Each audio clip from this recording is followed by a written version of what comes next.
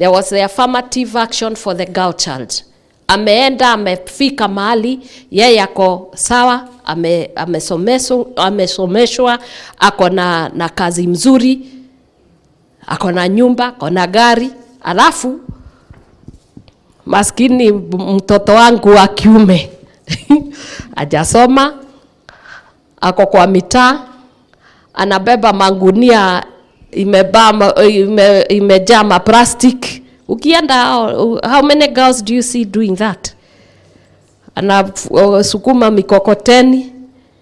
Sasa huyu ako pande hii na huyu ako pande hii, ataoa nani?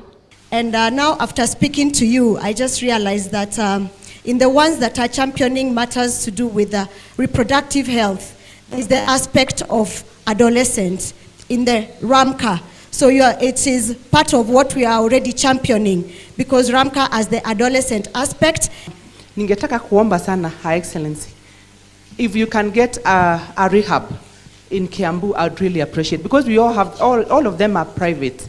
Like now I'm going to have a meeting with them next week, and I want them to just plead with them in case they cannot just have 5. If they can sponsor just 5 per every ward, I would really be so great. But it's also hard because they're also running these businesses for money.